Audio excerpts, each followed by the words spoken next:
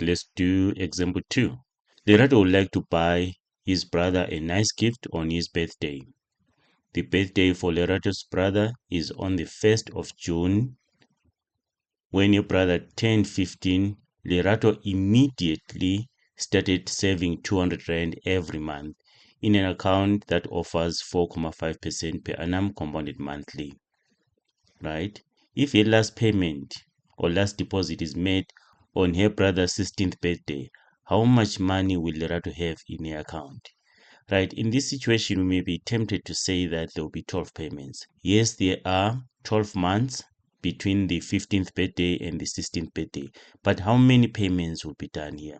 Because the last payment is done on the 16th birthday. It means it's from 1 June to 1 June the other year.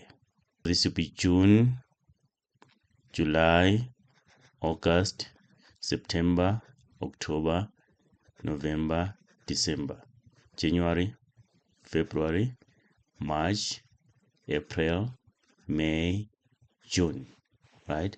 So the payment is done immediately. So it means it's done at the beginning here, 1st of June.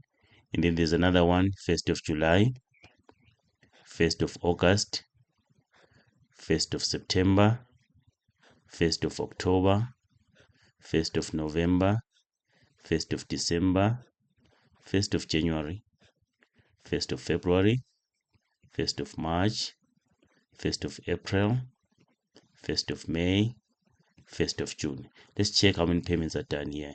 1, 2, 3, 4, 5, 6, 7, 8, 9, 10, 11, 12, 13. You see that there are 13 payments. Okay, so it means N here is 13. So our N, we should use 13.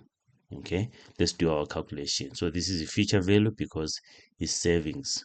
So it becomes future value is equal to 200 and then 1 plus 0.045. It's compounded monthly, so it's going to be divided by 12, and then it's going to be 13 because there are 13 payments, minus 1, all this over 0.045 divided by 12. And then F is equal to what? Is equal to 2,659 Rand, then 311,967. Rounded off to 2 decimal places.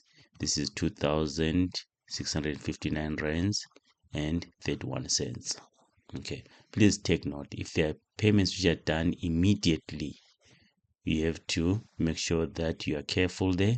Make sure that you consider that. Remember, an ordinary annuity is when the payment is done what?